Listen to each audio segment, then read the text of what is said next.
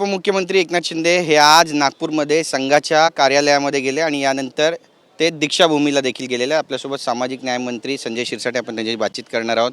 सामाजिक सलोख्याचा एक संदेश देण्याचा प्रयत्न हा सगळा. सामाजिक सलोखा राहिला पाहिजे ही पक्षाची भूमिकाच आहे. मुळामध्ये संघाच्या कार्यालयाला जाऊन किंवा संघाच्या त्या शाखेमध्ये जाऊन आम्ही जेव्हा नागपूरला येतो त्या टायमाला शिंदेसाहेब जात असतात. त्याचबरोबर दीक्षाभूमीलाही जात असतात.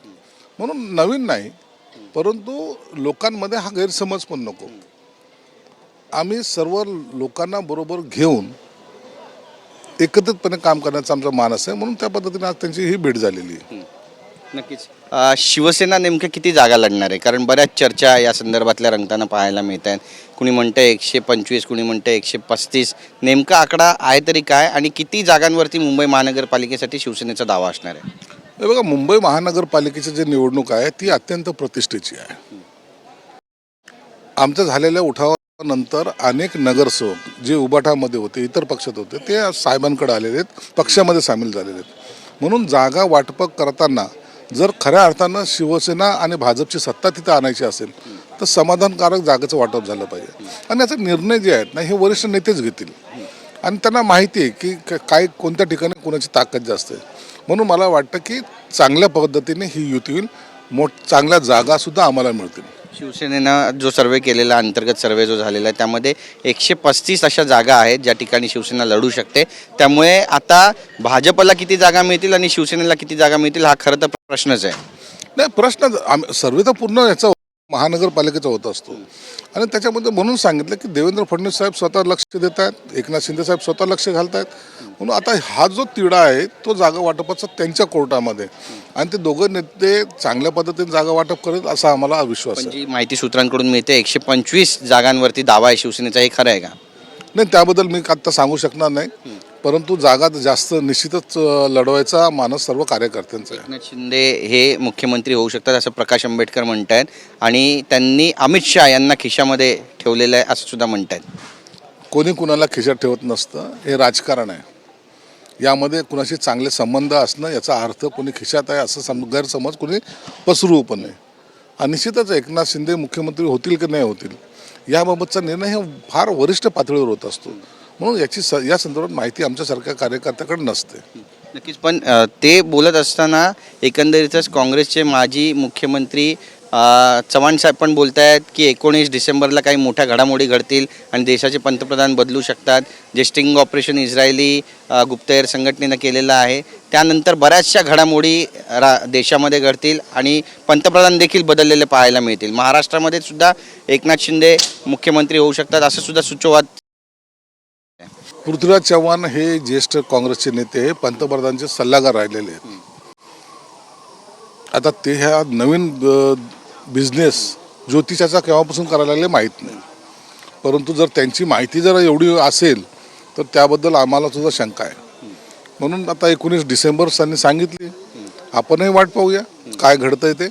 परंतु असे मोठाले निर्णय हे कधी बाहेर येत नसतात आणि ते NDAचे नेते, वरिष्ठ नेते जर घ्यायचंच असेल तर ते त्यांच्या कोर कमिटीमध्ये घेतील. बाहेर त्याची चर्चा होणं शक्य नाही. पृथ्वीराज चव्हाण म्हणत आहेत की राज्यात बऱ्याच घडामोडी घडणार आहेत आणि त्या अनुषंगाने सगळी पावलं टाकली जात आहेत. घडामोडी रोजच घडतात ना, राजकारणामध्ये घडामोडी रोजच घडतात.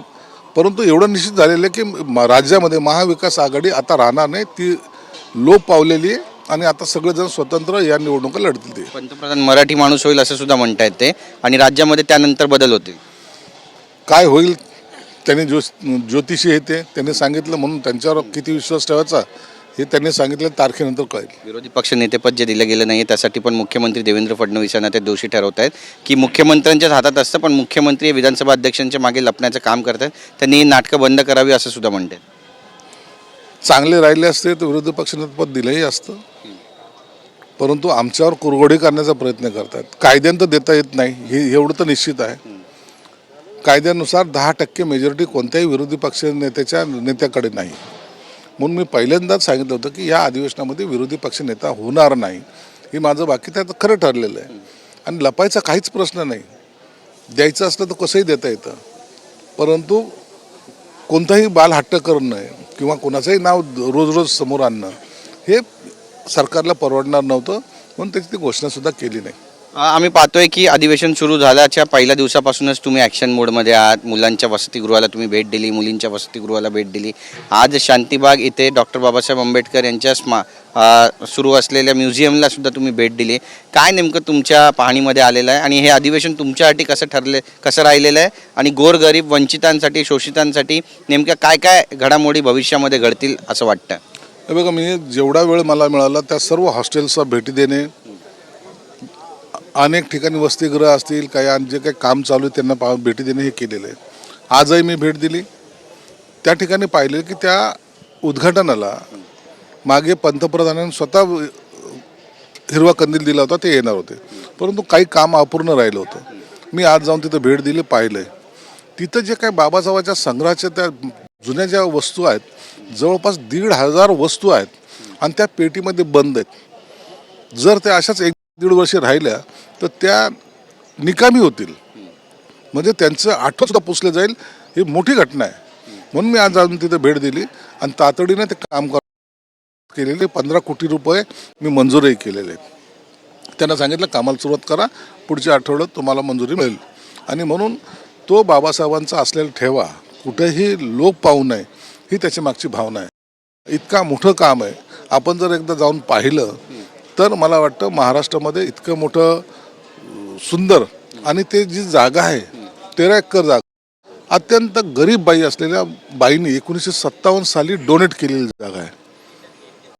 आज त्याची किंमत असलेली 13 एकर जागा ते एका गरीब बाबासाहेबांकडे डोनेट केली होती आणि त्याच्यावरती वास्तू उभी राहते.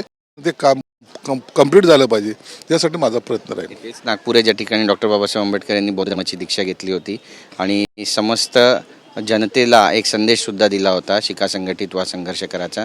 त्यामुळे ह्या सगळ्या ज्या वस्तू आहेत त्या संग्रहित झाल्या, लोकांसमोर आल्या, त्याचा किती मोठा फायदा होईल?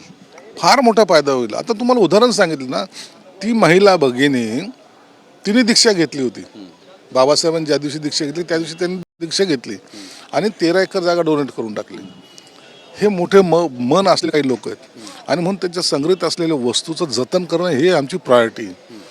बाबासाहेबांनी केलेली पेंटिंग असेल, बाबासाहेबांची अनेक वस्तू त्या ठिकाणी आहेत, परंतु दुर्दैवानं ते काम पूर्ण होऊ शकलं नाही. कदाचित माझं सुदैव असेल की माझ्या हाताने ते काम पूर्ण होईल, म्हणून पुढच्या 1 महिन्याभरात ते काम चालू होईल आणि 8 महिन्यामध्ये काम कंप्लीट होईल. आमची बातचीत केल्याबद्दल कॅमेरापासून योगेश गुरवचा, गिरीश गायकवाड, TV9 मराठी, नागपूर.